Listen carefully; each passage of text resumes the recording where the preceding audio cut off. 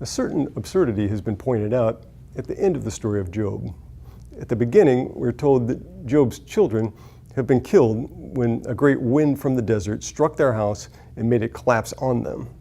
Then, at the end, when Job has his wealth and his old life restored, a part of this is that he has 7 new sons and 3 new daughters.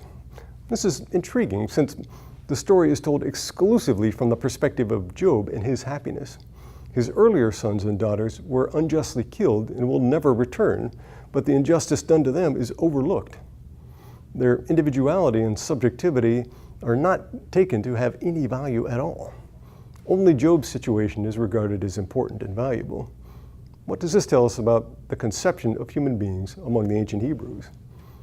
The great patriarchs are thought to be important and significant since they have a special relation to God. In the end, God also favors Job in a similar fashion. But for everyone else, their degree of individuality and subjectivity or humanity is considerably less valuable. This runs contrary to our modern sensibilities about human equality and universal human rights. It speaks of a hierarchical society with a strict view of who's important and should enjoy certain privileges and who's not. It reflects the idea that only the great patriarchs have a sense of inwardness and individuality. The others, such as Job's first set of children, are lacking this. They're not fully human in their own right, but exist only to serve Job's happiness. Further evidence of this can be found in the conception of the text and authorship that's found among the writers of the Old Testament.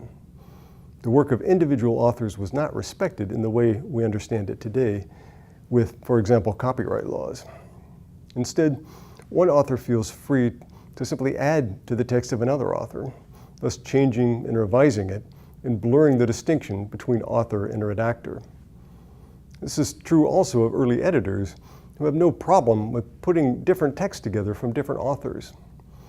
In the Old Testament, works such as the Psalms and the Proverbs are clearly collections of texts from a number of different hands, each of which is in a sense amending, criticizing, or commenting on the predecessors that they're reading. The text thus gradually grows over time. Many ancient texts arose in this way and grew by accretions over long periods. The famous collection, 1001 Nights, is one example of a text that took many different forms through the centuries as new stories were continually added. One can also see this in the tradition of writing commentaries in the Middle Ages, where the commentary constituted an integral part of the text itself. The point is simply that these ancient writers and editors did not have the same sense of individuality that we have today.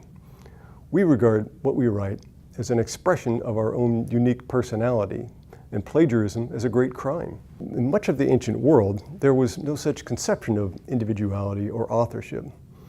They had not yet developed a conception of inwardness and subjectivity that's completely intuitive to us today. Over the course of history, we can see this modern conception gradually come to emerge.